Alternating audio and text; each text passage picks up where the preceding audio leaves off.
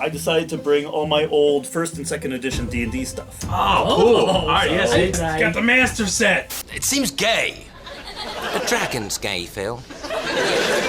Mighty warrior priests wielding golden staffs. I suppose they're gay too.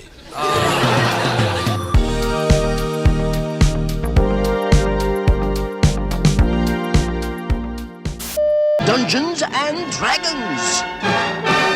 Transformers Chris. And this is the original one? This is the first. This is 1st edition. That's pretty cool. Well, this is basic. Yeah. This is the standard. So there's basic. D&D and AD&D. Yeah.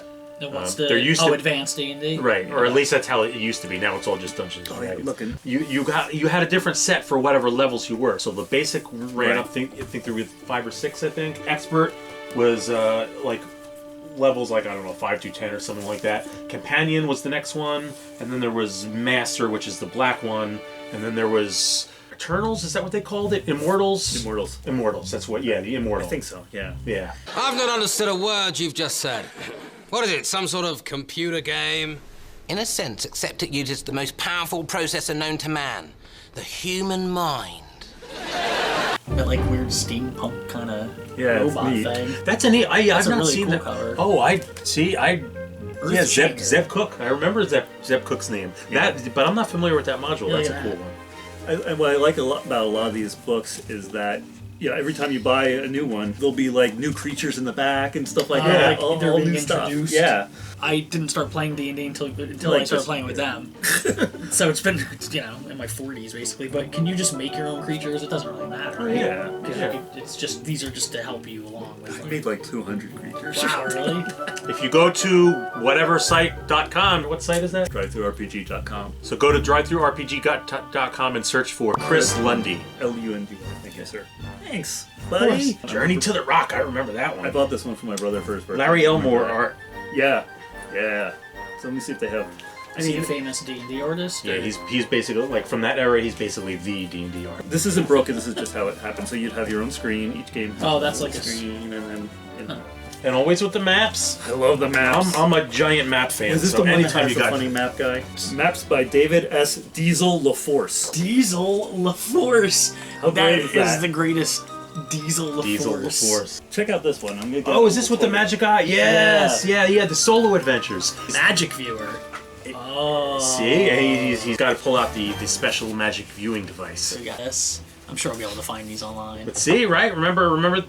Yeah, the magic viewers. Look at that. So that's so you can play solo without spoiling it stuff for yourself. So this was like if you were just home alone and you were like, I'm just gonna play by myself. Yep. Because if you played D&D in the 80s, chances are that you were home alone most of the time.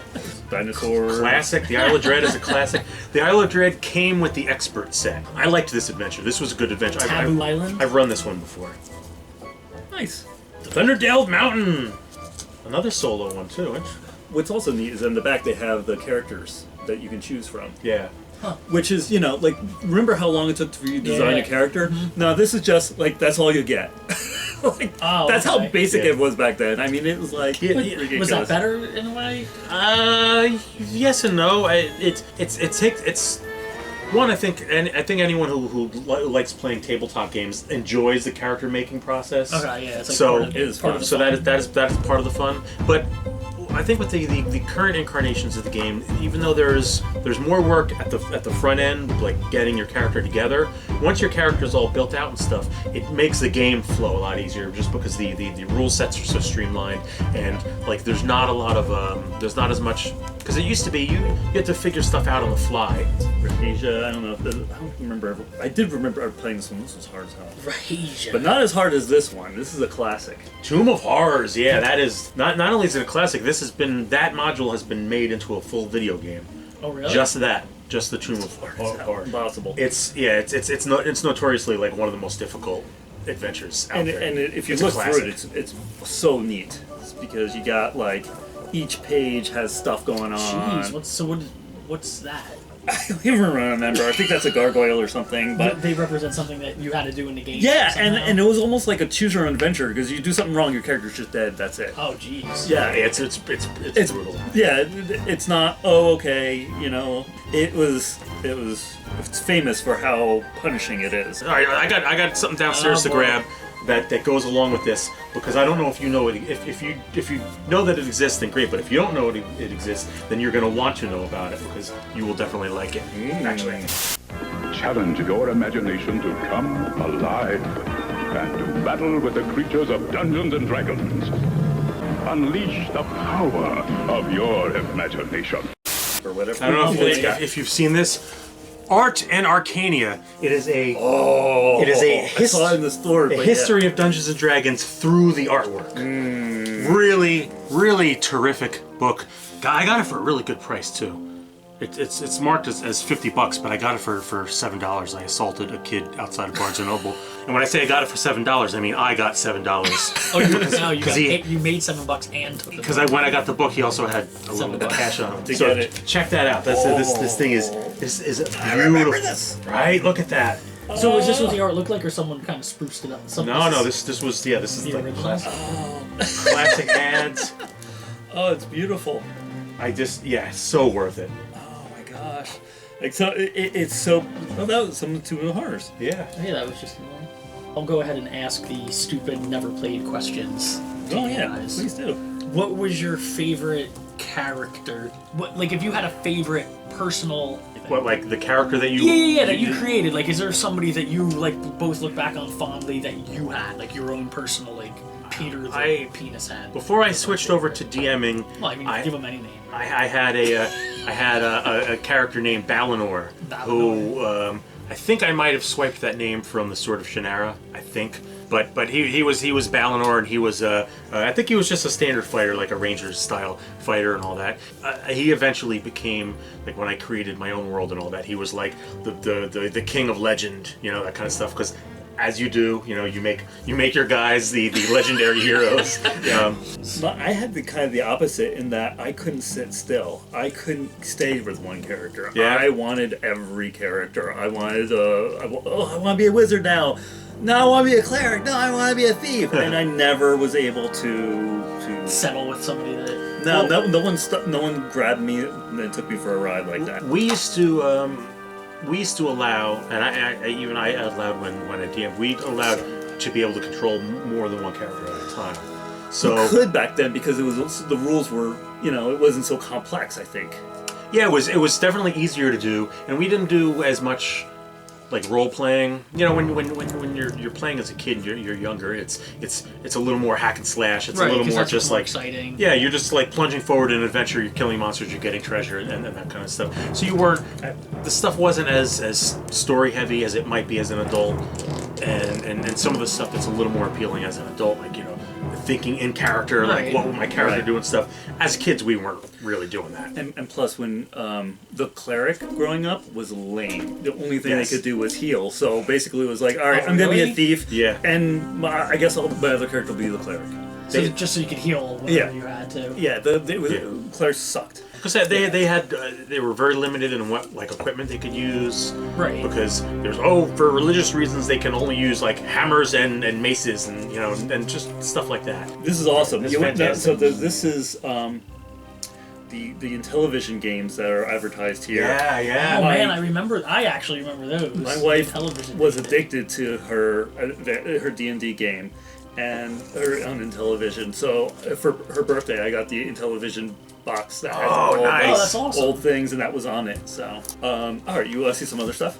Sure. All right, when I was looking through these, I found these other books that aren't D&D, but I think you'll have fun.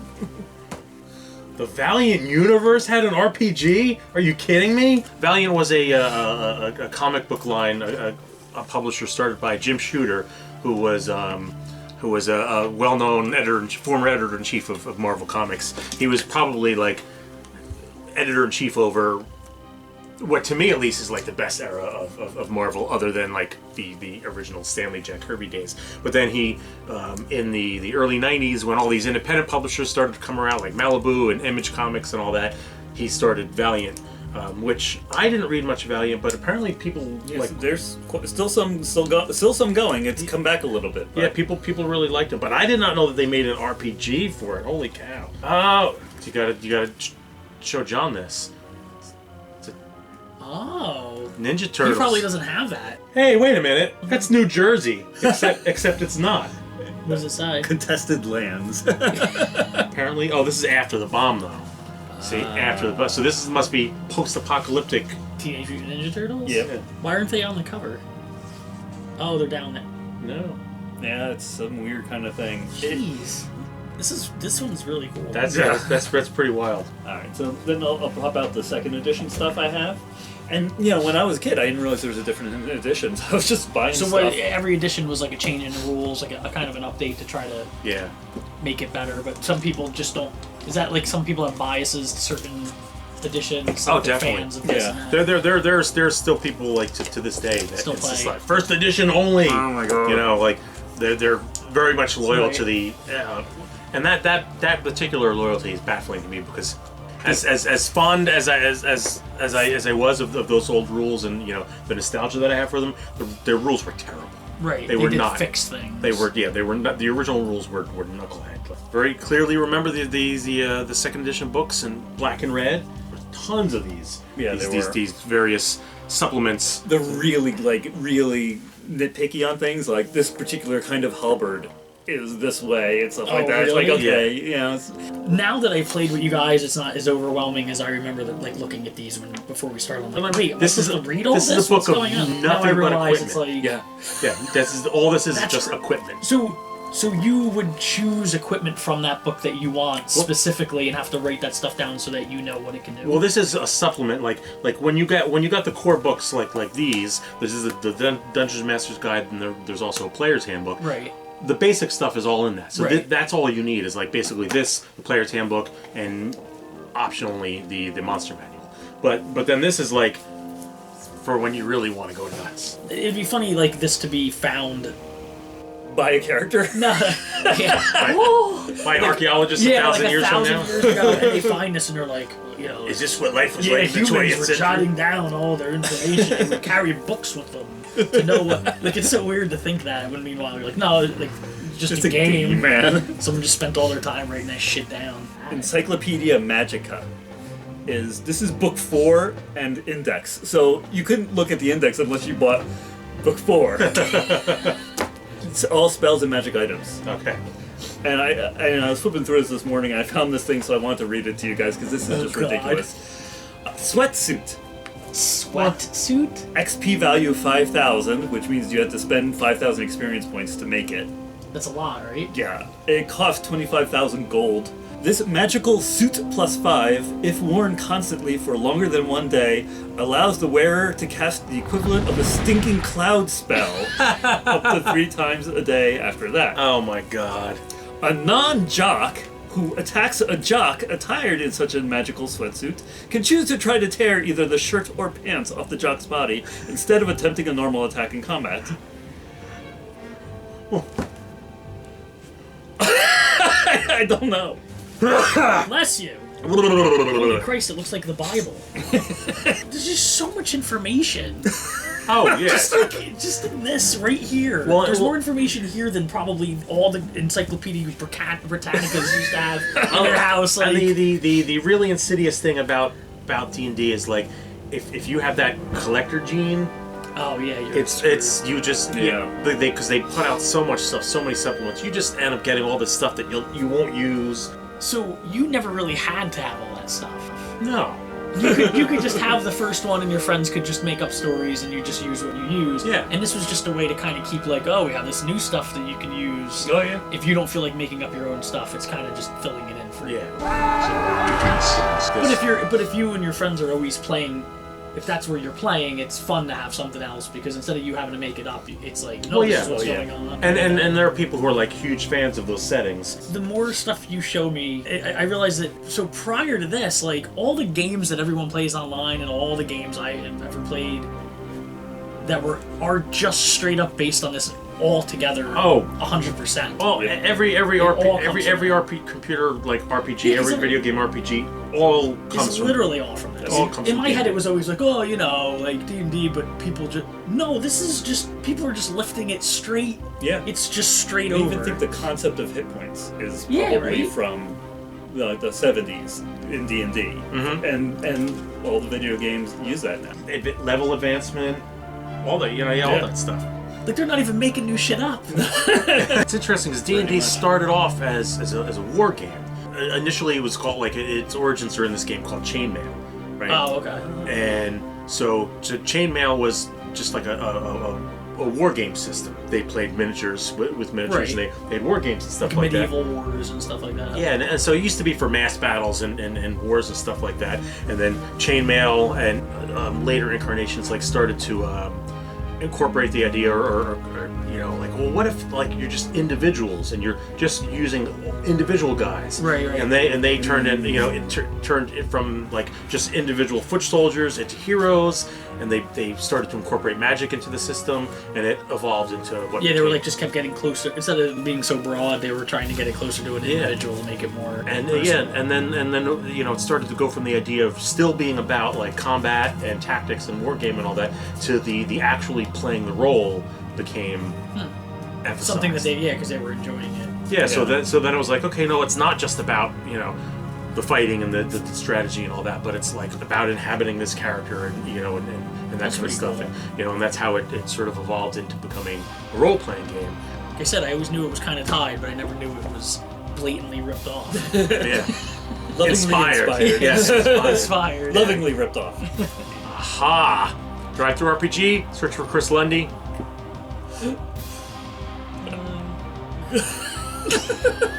That's how it ends? That's how it ends. Sorry. Sorry. Bear with me.